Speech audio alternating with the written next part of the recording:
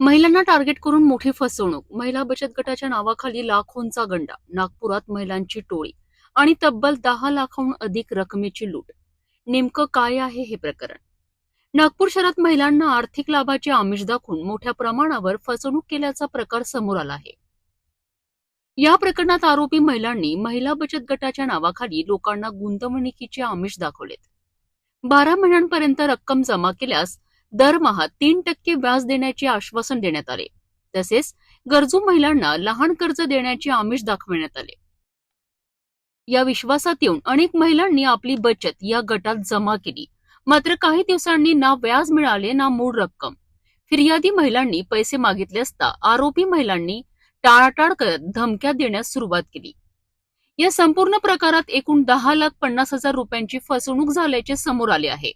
या प्रकरणी पोलिसांनी संबंधित कलमान्वये गुन्हा दाखल केला असून महिला आरोपींना अटक करण्यात आली आहे. पोलिसांनी नागरिकांना आवाहन केले आहे की अशा प्रकारच्या योजनेत पैसे गुंतवण्यापूर्वी पूर्ण पडताळणी करावी. जलद नफा आणि मोठ्या व्याजाच्या आमिषाला बळी पडणे हे अनेकदा धोकादायक ठरू शकते. नागरिकांनी अशा योजनांपासून सावध राहणे गरजेचे आहे.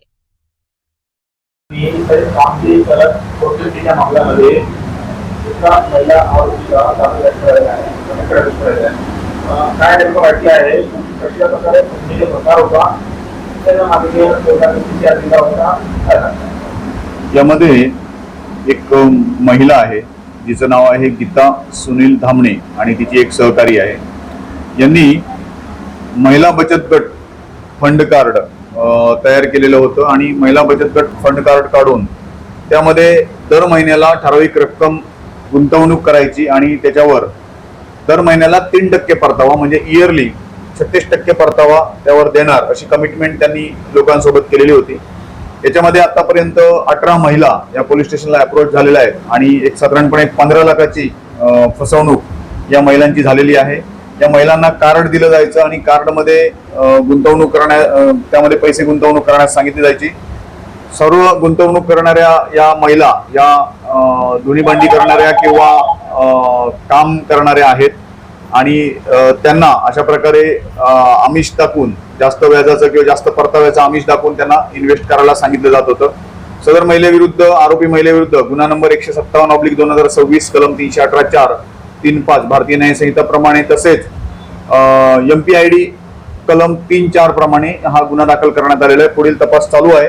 याच्यामध्ये सदर महिलेला गुन्हा दाखल करून अटक करण्यात आली होती. आज रोजी तिचा पोलीस कस्टडीची मुदत संपत आहे आणि आज पुन्हा तिला पोलीस कस्टडीसाठी किंवा न्यायालयासमोर हजर करण्यात येणार आहे. गुन्ह्याचा पुढील तपास चालू आहे. सर्व वरिष्ठ अधिकाऱ्यांच्या मार्गदर्शनाखाली मानकापूर पोलीस स्टेशनच्या टीमने ही कारवाई केलेली आहे. API निशा खोब्रागडे आणि त्यांची टीम आहे. त्यांनी गुन्हा दाखल करून त्यांच्याकडे तपास देण्यात आलेला आहे. याच्या माध्यमातून आपल्या चॅनलच्या माध्यमातून मी मानकापूर पोलीस स्टेशनच्या कार्यक्षेत्रातील नागरिकांना आवाहन करेन की अशा प्रकारे महिला बचत फंड कार्ड या चालवून सदर महिलेनं जर कोणाची फसवणूक केलेली असेल तर त्यांनी तात्काळ मानकापूर पोलिसांशी संपर्क साधायचा आहे. आणि दुसरी विनंती मी नागरिकांना करेन की अशा प्रकारे ज्या काही बचतीच्या किंवा गुंतवणुकीच्या योजना आहेत यामध्ये अशा प्रकारे जर त्याचं व्हॅलिड योजना नसतील, कायदेशीर दृष्ट्या मान्यता नसलेल्या योजना असतील तर त्याच्यामध्ये फसवणूक होऊ शकते. त्यामुळे नागरिकांनी गुंतवणूक करताना देखील सावधगिरी बाळगणं गरजेचं आहे की आपण कोणाकडे गुंतवणूक करतोय, कोणत्या कंपनीकडे करतोय किंवा ज्या ठिकाणी आपण पैसे गुंतवणूक करतोय ती सुरक्षित आहे का याची खातरजमा स्वतः मार्फत किंवा तज्ञांच्या मार्फत करून त्यानंतरच आपले पैसे गुंतवणूक करायचे आहेत.